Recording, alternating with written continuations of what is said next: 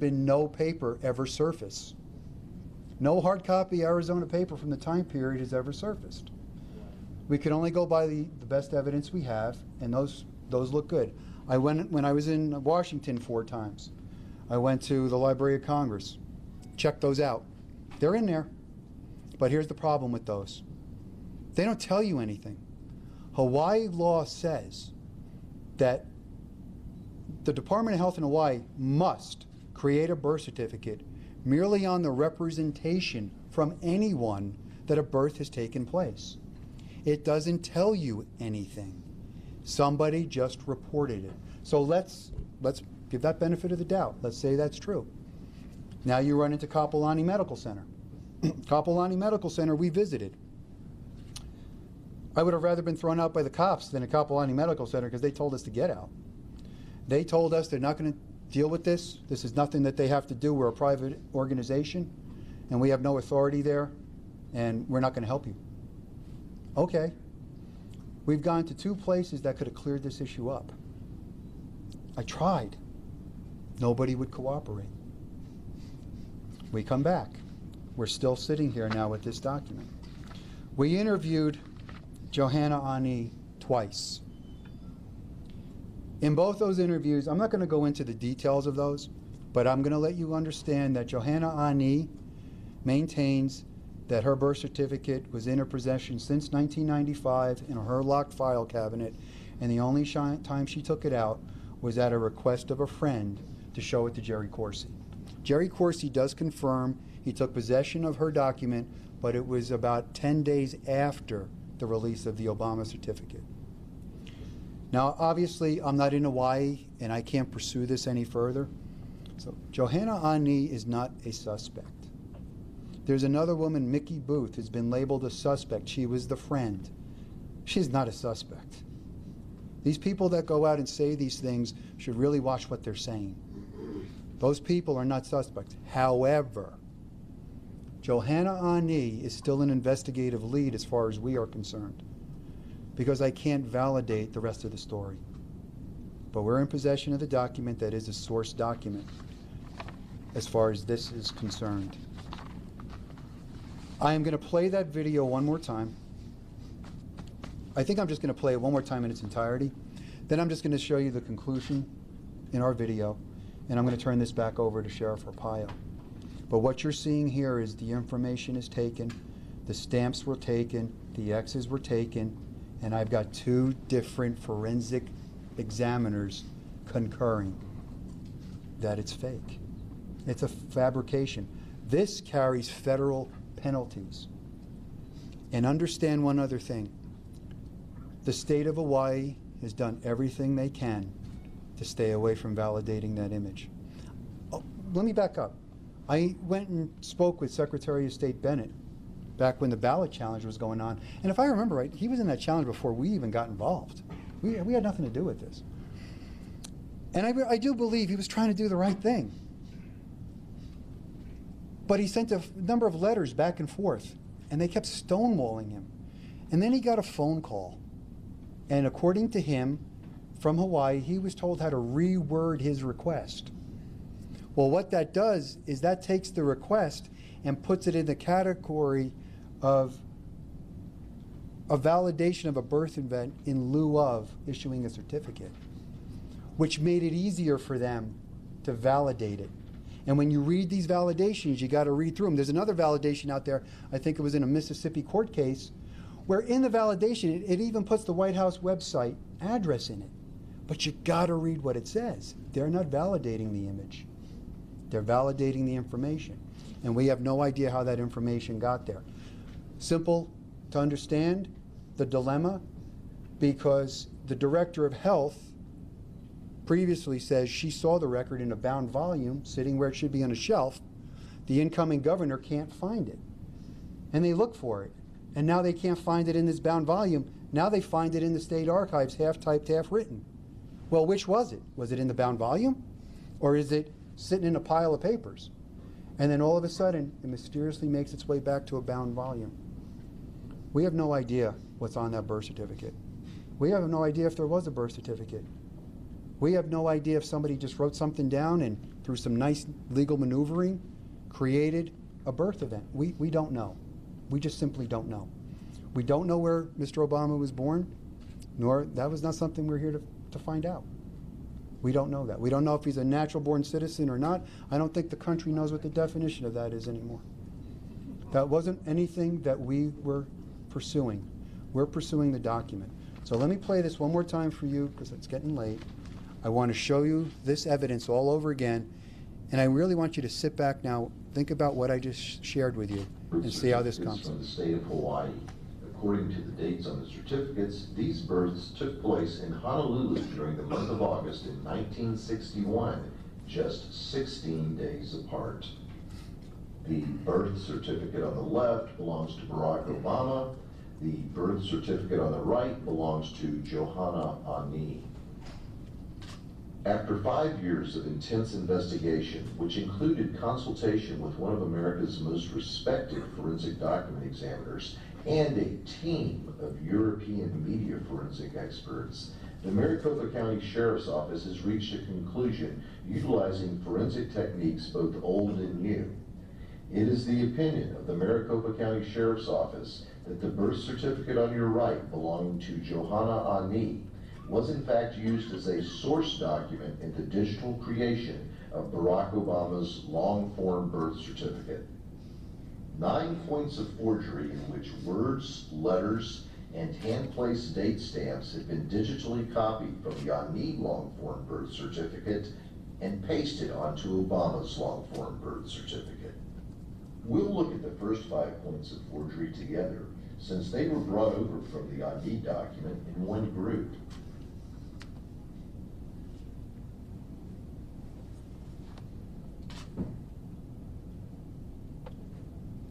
I really want that to sink in. These were taken as one group. That's why relationally they are proportionate to each other. That's a key factor here.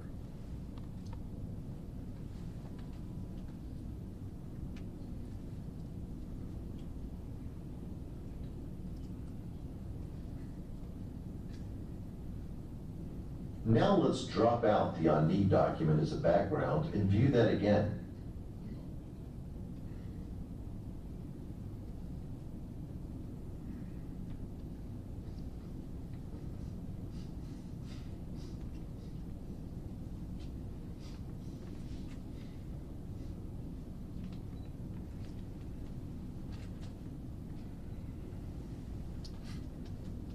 Now let's look at the date stamps in box 20 and 22.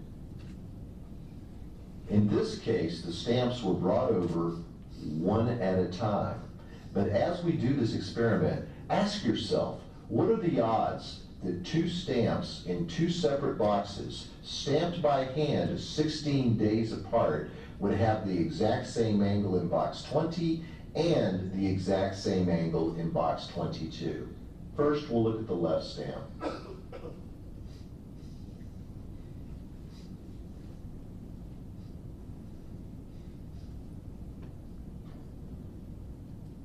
Now the right stamp.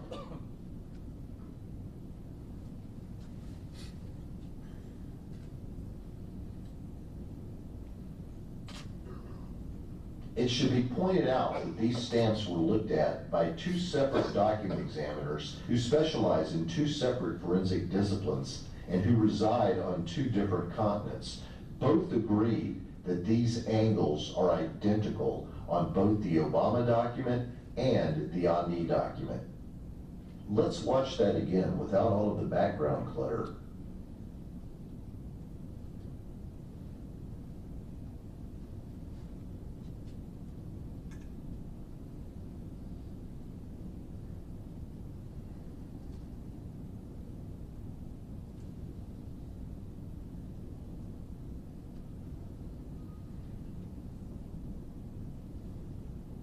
It should be noted that Susan and Gretchen Nordike were born 5 minutes from each other and have consecutive serial numbers.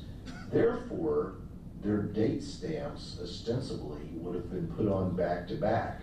But as you can see, looking at the leftmost date stamps underlined in red and looking at the rightmost date stamps underlined in blue, There is no similarity in terms of the angle of the date stamps.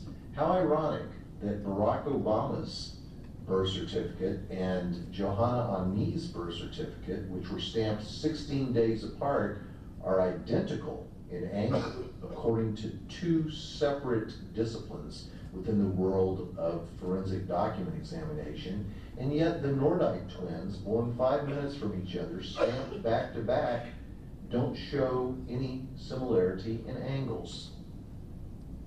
We've made a number of references to angles so far. The reason for that is if you're going to take an item off of one document and place it onto another, the angle is going to remain the same unless you intentionally alter it after you place it on the second document. Watch.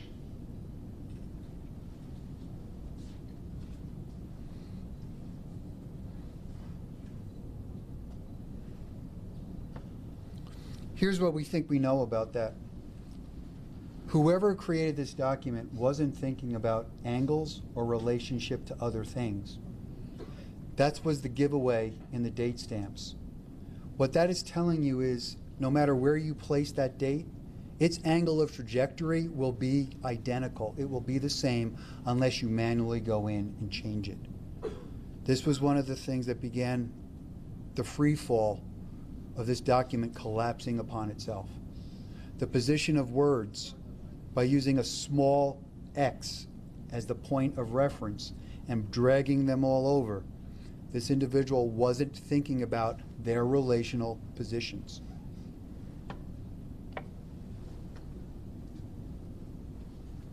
When you have two separate documents with two hand-placed date stamps at the same angles, it should be obvious that a forgery has taken place.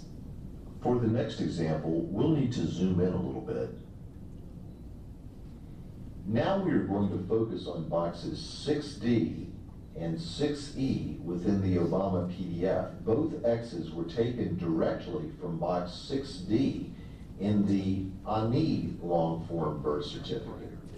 In fact, not only was the X pulled over, but the box itself was pulled over, and various parts of the line on top of the X were also pulled over, according to forensic document experts.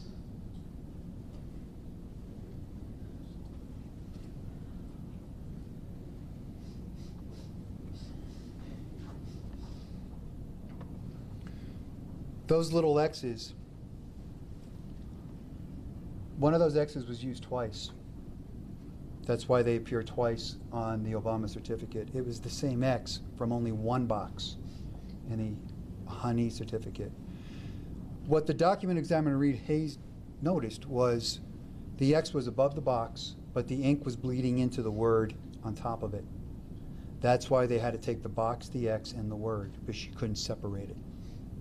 So obviously, this document was a template of some sort or a source. We're not entirely sure. I don't believe it was a template because of the positioning of these things. What they did on the date stamps, they didn't change the angles, but they just merely set them a little higher in the boxes. That was how they thought they were concealing it, but it doesn't change the angles.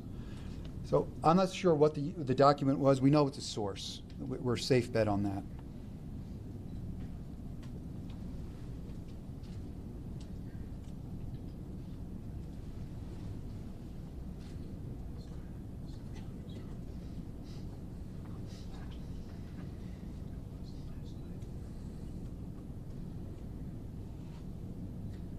Next, we'll drop the Ani document out of the picture, except for the items that were used to create the Obama birth certificate.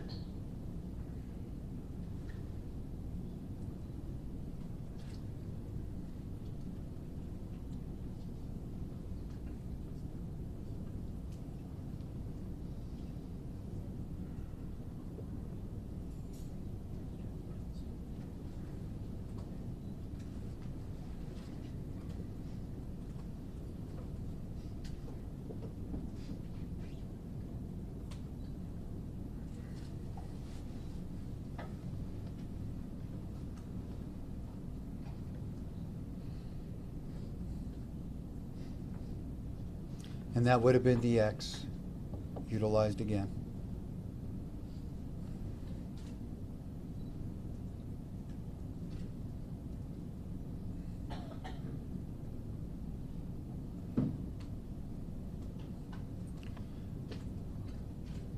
Again, this has nothing to do with any kind of computer forensics that we previously encountered. This has nothing to do with a 7655 copier. This has something to do with somebody that had a knowledge of cut and paste and Photoshop and God only knows what else.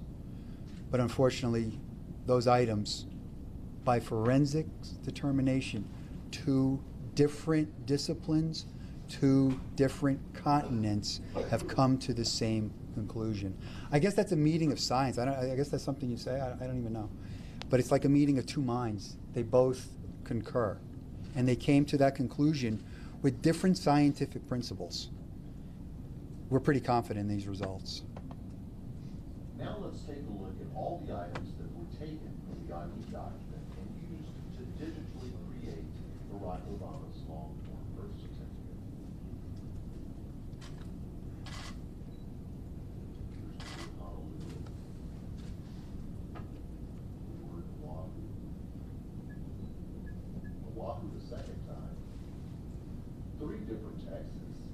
And this is very significant because they would have been put in by sliding the carriage and adjusting the road.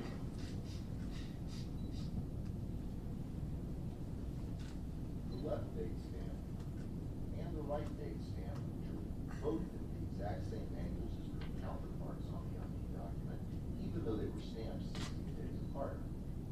Doesn't it just make sense that Alvin Onaka's stamp and the April 25th date stamp were listed someplace also? Ask yourself this question. If anyone presented you with a document in your life that was this suspect, would you readily accept it, or would you begin an intense vetting? Be it a house title, a car title, a piece of currency, anything. Would you accept something this suspect if presented to you in your life? If you answer no, then ask yourself a second question. Don't the American people have a right to vet the documents that they are presented by public officials? The following experts were consulted in preparation for today's report. Reed Hayes is a court-qualified handwriting and document examiner whose business is located in Honolulu. He has nearly 40 years of handwriting-related experience. Reed is a board member of the Scientific Association of Forensic Examiners and has co-authored 5 books. We also consulted 4Labs, a modern-day multimedia forensics team in Italy that specializes in analyzing data retrieved from multimedia files. We had 2 experts in 2 continents from 2 separate disciplines of forensics that came to one conclusion. Barack Obama's long-form birth certificate is not authentic. I want to point 2 things out before I turn this over to Sheriff Arpaio. Here and here.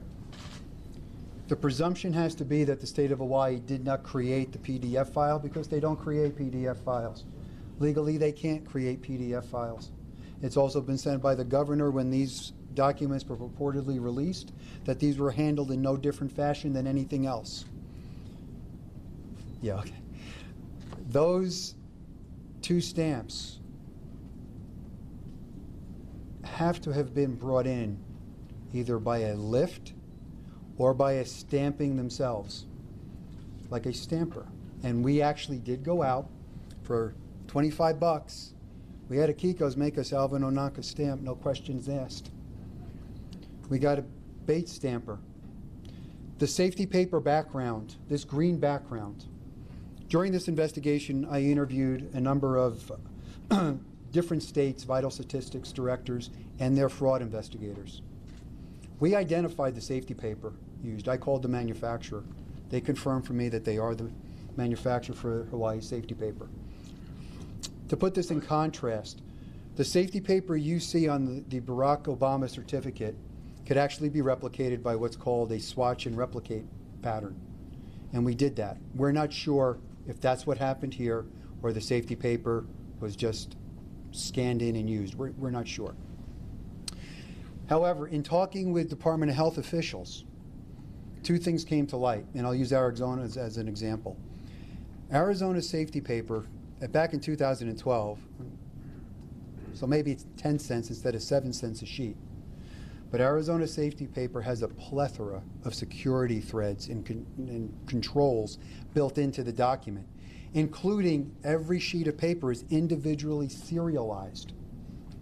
So that means that serial number of safety paper has to correspond to the registration number of that birth certificate. Arizona safety paper, I was told by their fraud investigator that if you can get that for 7 cents a sheet, but on the black market, one sheet of Arizona safety paper costs $500 because of the way it's protected. Comparably to Hawaii, we bought 500 sheets of this particular safety paper by the same manufacturer for $52, and then I really got mad when I went on eBay and found the same stuff for $11. You can buy this for 500 sheets for $11. I'm going to tell you this, and these professionals did agree with me.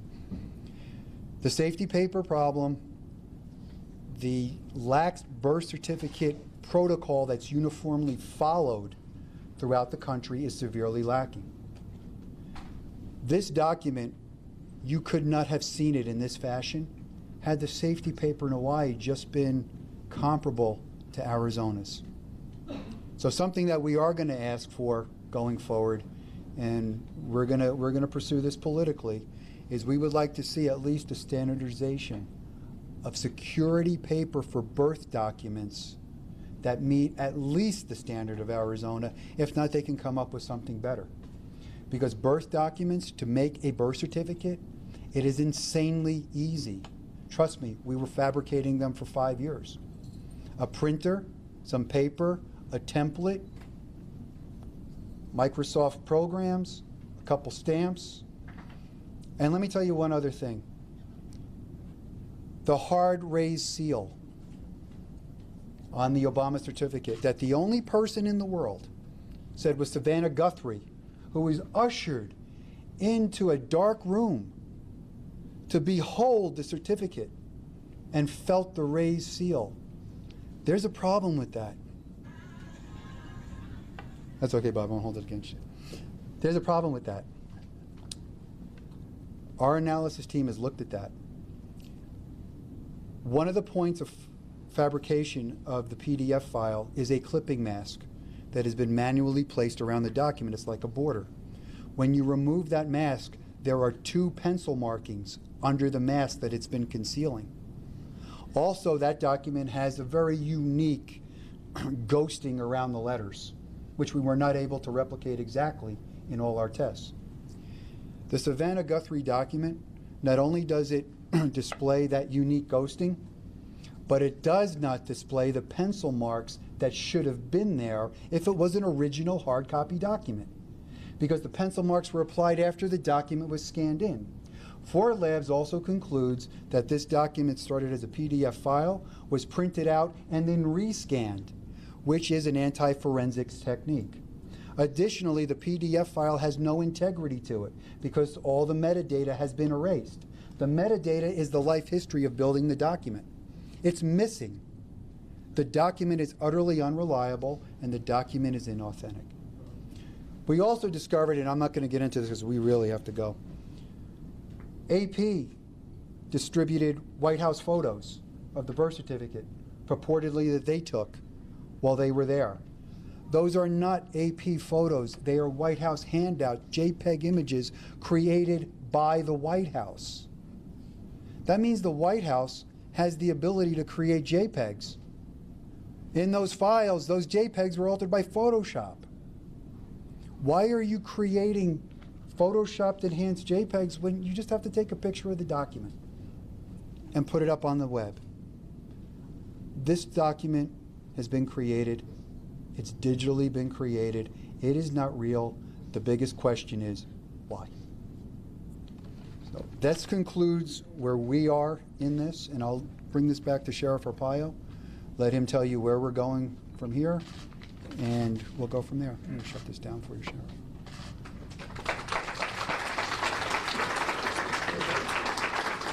You know, I listened to this 5 years ago. I said one thing: show us the microfiche, show us the birth certificate, and we'll all go home. Where is it to this day? Very interesting question. I don't have the answer, but somebody should have it. So I plan on turning over this investigation this month to the federal government and Congress, and hope that Congress, number one, will pass a law that presidents should be vented. Common sense. I think what's happened in the 8 years will kind of prove what I'm trying to get should be passed. Maybe some members of Congress will hold some hearings open to the public regarding this matter. You know, I kind of look at this, being a federal guy for 30 years, if they can hold hearings. I'm not trying to be sarcastic. I'm just trying to send a message to Congress. If you can hold hearings on underflated footballs, why can't you hold one on this? Can't believe it. So, and look at our evidence. Look at it. Just look at it. This is tough for me to say, believe me, all you media know me. Sometimes I get diarrhea of the mouth. But I'm telling you right now, we're not going to answer any questions. There's more sensitive information that we have regarding this matter, and I'm not going into it. So I want to thank all the media for coming here. I hope we enlighten you of what the real story and evidence is all about regarding this fake birth certificate. Thank you.